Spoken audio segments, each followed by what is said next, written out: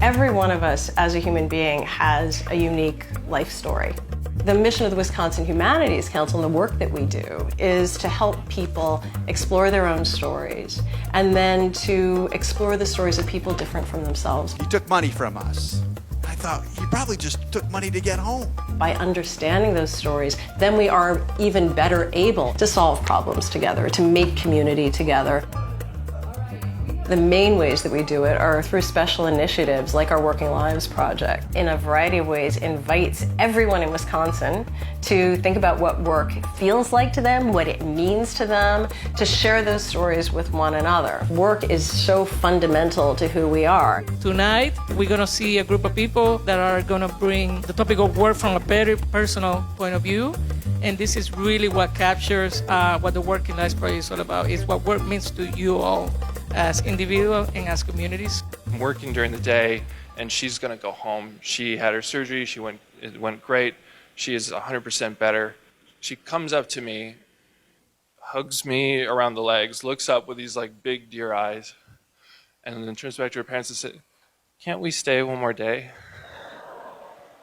That's when I decided on pediatrics. I'm at this interview, I've got on my cute white blazer and my black pantsuit because I'm like, this is professional.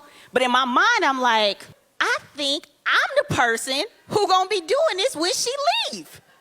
I still don't think I have a shot at getting this job. And so I sent them a thank you letter and I told my girls, like, I'm just thankful that I had the opportunity to interview. Well, I got the job. One day, it was just me and who I will call Pete. We're in the back room. 2 police officers walk into the back room and start questioning Pete. And I freeze. One of the first things that I think, this project and this work with Ex Fabula does, it's bringing, those stories before a larger audience and hearing people with stories that are both similar and different because it's the theme of work, it's this common human experience. I think in a very basic way, it helps people feel less alone. And I also think when we hear stories of people whose experiences are both similar and different from our own, we can also really have profound moments of insight when the way that we see our own lives and our place in the world differently. What's really important for you to know is just down the street from where you had that transplant, there were scientists, 1979, who figured out how to make it possible for you to have those lungs in you today and be here talking to me. And he said, Ben, that is amazing. And I said, no, Ricky, that's good science. You, my friend, you are amazing.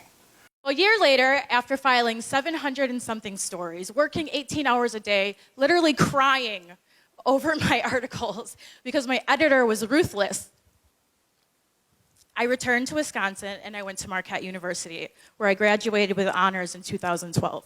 Never say never. Thank you. We can bring different people's stories, in a sense, into dialogue with one another. There is an opportunity to rethink and think in exciting ways about who we are as Wisconsinites, who we are as working people. And that's what the humanities are for, to help us think in new ways and to help us think in new ways together.